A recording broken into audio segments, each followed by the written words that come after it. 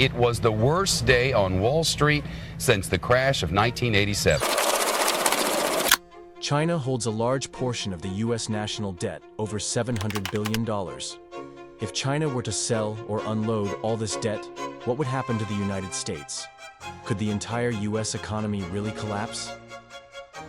This is China's response to Trump's tariffs.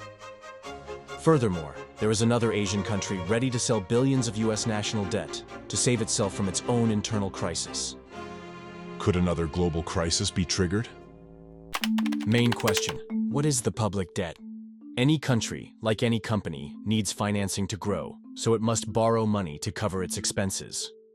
When a country asks for a loan through the Treasury Department, it must issue a government bond, which can be purchased by anyone: companies, private citizens, or even other countries. The country receives money in exchange for the bond, which has an expiration date by which it must repay the entire amount with interest to the creditor. In this way, the country accumulates public debt. The money received from government bonds is then used for public investments, such as infrastructure, public works, healthcare, subsidies, pensions, emergency funds, or even to refinance existing debt. Usually, the yield on government bonds is quite low, because states have a low probability of defaulting. So, the return is low because the risk is low. The total debt of the U.S. has surpassed $36 trillion, and China holds $760 billion of it. The others are Japan, pension funds, central banks, and private investors. But why does China hold so much U.S. debt? During the 2000s, when the country was experiencing rapid growth thanks to the manufacturing sector, many American companies decided to move their production to China. This turned China into a major exporter to the U.S., while at the same time, the U.S. struggled to export in the same way. But what does this mean? It means that U.S. companies, by paying Chinese factories for the production of their goods in dollars, were sending enormous amounts of their currency to China. The more U.S. dollars enter a country, the weaker the dollar becomes, making that country's currency stronger, in this case, the yuan. But China didn't want a strong currency. The goal was to sell products globally. If its products wouldn't be competitive in the market, they would be too expensive for the U.S. and other countries. So what did China do to avoid this problem? They printed new currency, which lowers the value of the currency itself, and with the newly printed yuan, they bought U.S. dollars on the market. This is called competitive devaluation, and was specifically designed to keep the value of the yuan low in order to boost exports. Anyway, the U.S. bought Chinese goods by paying in dollars. So over time, China accumulated a mountain of U.S. dollars. It would have been a waste to leave all these dollars sitting in the bank, so they decided to reinvest them in U.S. government bonds, treasuries. At its peak, China held about $1.3 trillion in treasuries. Now it holds $760 billion, almost half. 中国人民也绝不允许任何外来势力欺负、压迫、奴役我们。 The U.S. and China have become increasingly dependent on each other. The former imported Chinese goods, boosting China's economy, while the latter invested the money in U.S. government bonds, helping to maintain the stability of the U.S. dollar. A dangerous balance due to a circular mechanism. But in recent years, China has begun to reduce its dependency on the U.S. by selling treasuries to invest in gold, considered a safe haven asset, especially in times of geopolitical tensions. And in infrastructure in Africa, building roads, railways, pipelines, schools, hospitals, investments amounting to about $50 billion per year. These investments in Africa are made to secure access to rare earth minerals. Now, in response to Trump's economic policies, China could sell off all its U.S. treasuries in bulk, throwing the markets into panic. They call it the nuclear option.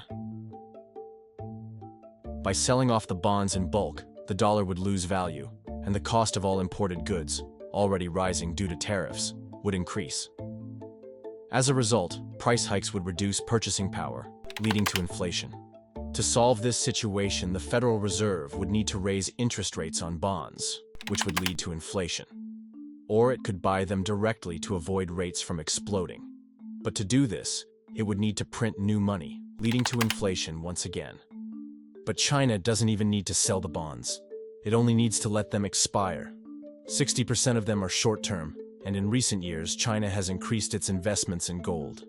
What would happen to the US? Would this be a catastrophe for the entire world? In 2008, China rejected Putin's proposal to sell all these US bonds to make worse the subprime mortgage crisis. But if Trump keeps sticking with the tariffs, China might think about triggering this crisis, but on its own terms. In addition to Trump's tariffs, China is facing another serious problem that has been ongoing for several years. This is another reason that could drive China to sell all of its US public debt, cashing in around $700 billion and creating a massive crisis on multiple fronts. Like all other countries, China has been hit by the economic slowdown caused by the post-COVID situation and the war in Ukraine. In recent decades, there has been a bubble in the real estate sector, which has been compared to a Ponzi scheme, and is different from the subprime mortgage crisis of 2008. The major Chinese real estate companies have accumulated enormous debts with banks, and thus with the state, which they are very likely unable to repay due to low demand. When this bubble bursts, it will have repercussions on the country's economy, or even a global domino effect. China is facing a demographic crisis due to the accelerated aging of its population, a phenomenon linked to the one-child policy introduced by Deng Xiaoping in 1979 and officially abandoned in 2015. Compounding the situation is a decline in the birth rate. This could negatively affect the future labor force and economic growth of the country.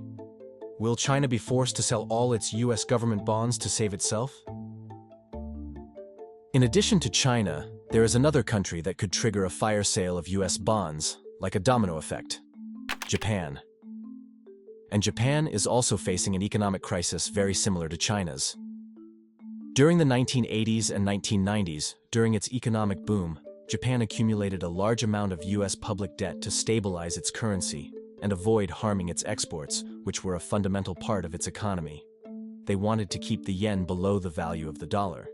Just like China, the goal was to maintain the competitiveness of its products in the global market, but 20 years earlier. But as the Japanese economy grew, so did its real estate market, leading to a speculative bubble that burst in 1991. The Imperial Palace in Tokyo was worth more than the entire value of California. Despite more than 30 years passing, Japan has never fully recovered from that crisis, and its economy has never returned to the levels of the 1980s.